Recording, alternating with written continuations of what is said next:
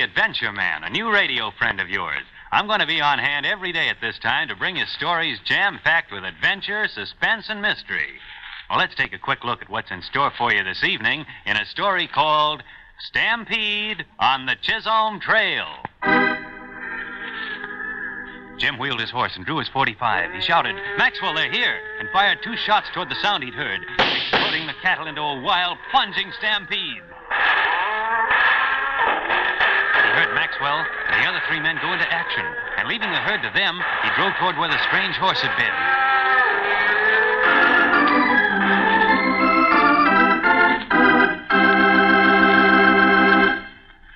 Well, that's just a sample of Stampede on the Chisolm Trail. We'll get back to it in a minute. But first, here's a message from our sponsor. And now, let's get on to our story.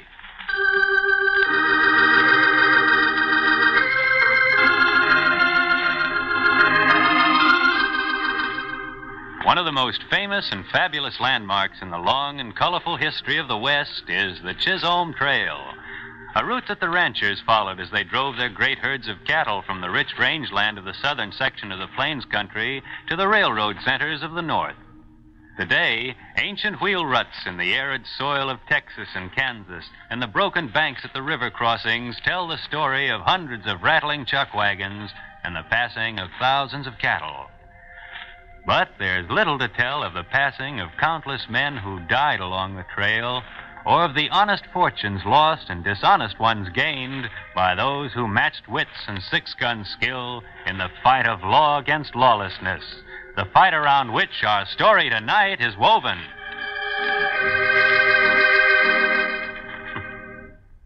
Young Jim Pryor was heading north on the trail one morning in the fall of 1860. A lean, tanned youth of 24, he'd been born and raised on the range, had lived the hard life of a cattleman, and as a result had grown quickly into manhood, fearless, with strong sentiments about right and wrong, and fighting ability to back it up. And Jim was riding straight into the opportunity to use that ability.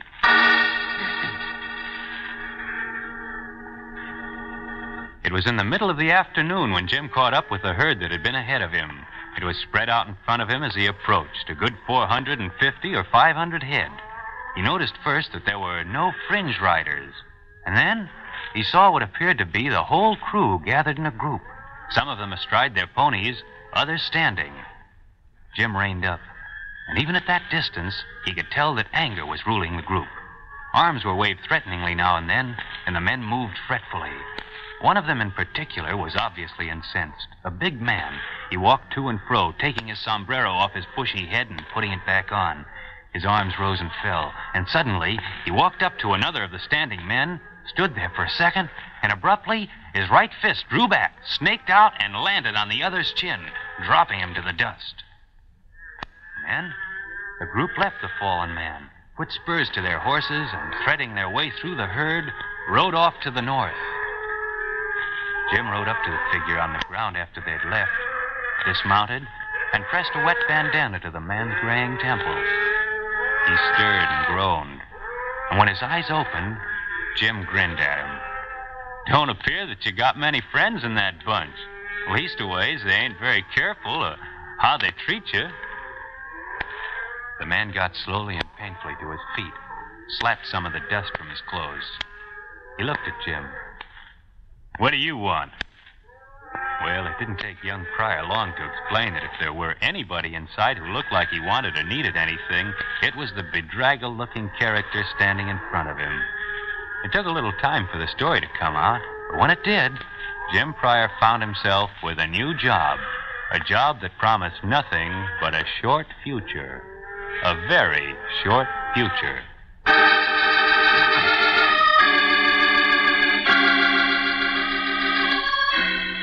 The man's name was Luther Maxwell, and according to his story, even before he had started the drive from his ranch below the Pecos River, he had received a warning that he'd never reach his destination, which was a railroad station that existed under the unhappy name of Desolation Junction. There was a man down there below the Pecos named Todd Malcolm, riding roughshod over the ranchers, rustling beef, stealing horses, and so far too smart to be caught.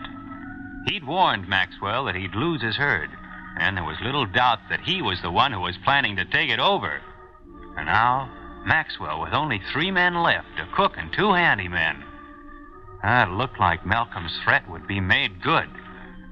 Maxwell clenched his gnarled fist when he finished the story and stared off into the north. A lowering sun looked into his grizzled face and caught the hard glint in his eyes.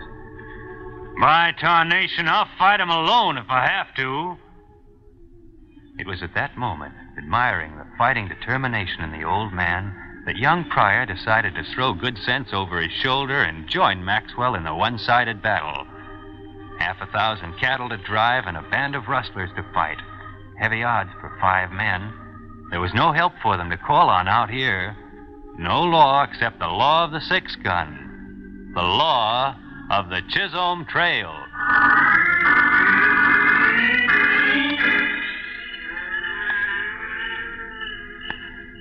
An uneasy night descended on the little group. The chill light of the stars showed the restless, undulating outline of the herd, moving, grazing, lowing in a kind of pent-up nervousness. Jim knew that at night any herd was ripe for stampede. He knew that if anything, man or beast, started this bunch, he and the 4 with him would have to move fast to keep them from scattering. And that if Malcolm decided to jump them, they'd have to fight like a troop of cavalry. Yeah, with that unpleasant outlook, he and Maxwell rode out to their lonely vigil with the cattle. They eased their ponies to the edge of the herd, and there they parted. Maxwell to ride around the bunch one way, young Pryor to ride the other way. Well, aside from a few skulking coyotes that vanished at Jim's approach, the first part of the night was uneventful. Humming quietly to the cattle now and then, Jim rode easily around the herd, meeting Maxwell at regular intervals and leaving him again. Too quiet, young Pryor thought. Too quiet. In his uneasiness, he stopped his horse now and then to listen, to feel the air and the darkness. He heard the cattle and the coyotes, and heard Maxwell singing a cowboy's lullaby. He felt the wind, smelled the odors of the night. All normal things, but somehow it didn't feel right. Somehow, something was wrong. He stopped. He heard something. Listened again. There it was, unmistakably. A horse snorted somewhere in the dark. Jim wheeled his horse and drew his .45, all reason for quiet gone. He shouted, "Maxwell, they're here. Get behind the herd. Get 'em moving up the trail. Get 'em moving." He fired 2 shots toward the noise he'd heard, floating the cattle into a wild, plunging stampede. He heard Maxwell and the other 3 men go into action, and leaving the herd to them, he drove toward where he thought the strange horse had been. He caught a glimpse of a fleeting shadow, but lost it in the darkness before he had time for a shot. The night echoed and re-echoed the roar of 6 guns and the thunder of hooves. Nobody could stop or swerve those cattle now. They were blind, terrified, plunging relentlessly ahead. Jim and Maxwell had stampeded the cattle themselves, but they were headed the right way, toward Desolation Junction. The first round had caught Malcolm before he was out of his corner.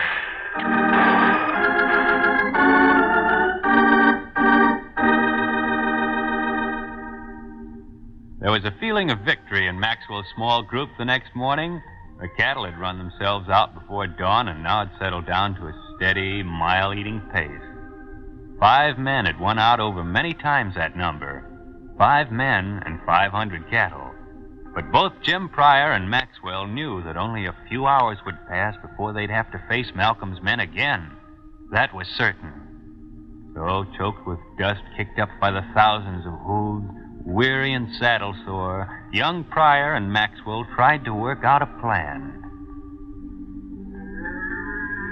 Both of the men knew the country ahead of them. They discussed it now, trying to settle on which place would be a good spot from which Malcolm would attack. It's an old rule with men who fight other men. Put yourself in your enemy's shoes. And doing that, discarding this place and that, they narrowed the possibilities to 3. 3 places from which Malcolm could attack. With the odds they had stacked against him, their only hope was in being sure. And the only way to be sure was to go to each of these 3 places and find out if Malcolm were there. Jim, the cook, and one of the handymen volunteered for the job. each man to look into one of the possibilities. Each man standing a 1 out of 3 chance of facing Malcolm's gang alone.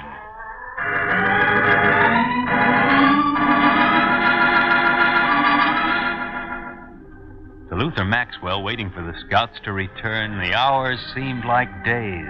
One passed, 60 long minutes, another, and then the cook came back. He'd found nothing. Another seemingly endless period of waiting while the sun slanted toward the western edges of the empty land. And then, riding wearily, young Jim Pryor joined them. He had found nothing. More time. And finally, they had to accept it. The handyman had run into Malcolm's men. Was he dead now or captured? He had traded one fate or the other for the information so badly needed. But now they were sure Malcolm and his men were a few miles ahead in Skull Canyon. Skull Canyon. Both Pryor and Maxwell knew the place, near a river crossing. A short canyon on their right, dead-ended. In their mind's eye, they could see the gang. There was a pocket on one side, an indentation in the canyon wall. That's where they'd be, out of sight. The river crossing did away with the idea of trying to stampede the cattle by. They had to slow down for the river. And suddenly, Jim had it. There wasn't time to argue the pros and cons of the plan. It had to work, and they had to move fast.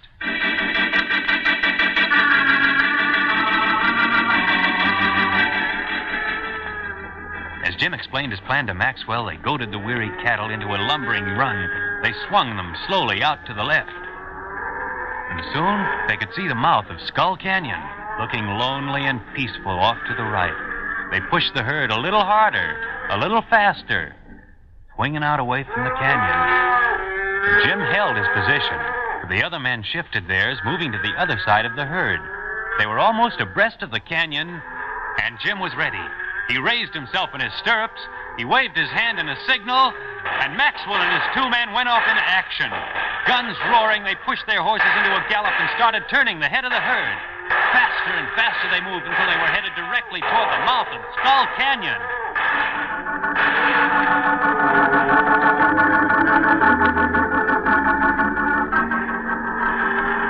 Young Pryor reached the canyon in time to see Malcolm's men start out of their hiding place.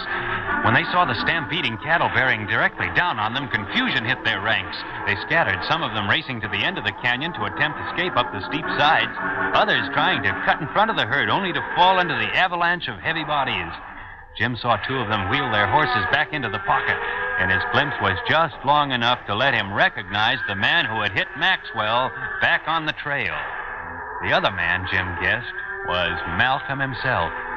He dropped from his horse and, going partway up the canyon side, started toward the 2. He reached down and loosened the 6-gun in his holster. It took a second or 2 to wipe the sweat out of his eyes as he reached the edge of the pocket. And then he moved quickly into the open, crouched slightly, his arms bent a little at the elbow. "I'm calling this hand, Malcolm." The 2 men whirled to face him, their gun hands streaking toward their hips. Pryor's coat slid out of the leather in one easy, lightning-like movement, and at the same time he made one quick step to the left, and the 6-gun roared. In a matter of seconds, it was over. Malcolm jerked forward, took a step, and crumpled. The other man whirled and fell as Jim's slug crashed through his shoulder. Young Pryor walked over to the 2 men. As a precaution, kicked their guns out of reach. "Didn't know 5 men could put up such a scrap, did you? Leastways, 5 men and 500 dogies."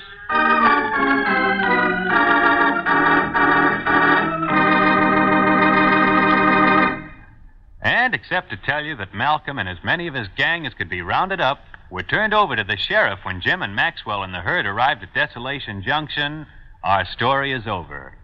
Jim Pryor, with a few more silver dollars in his money belt, wandered on up the trail. Maybe we'll have another story about him someday.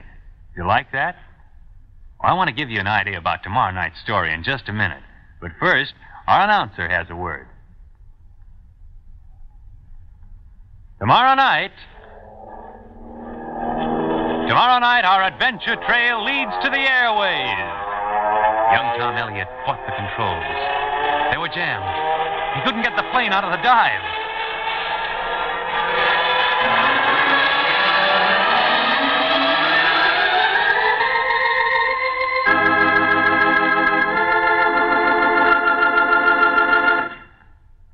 Join us tomorrow night along Adventure Trail.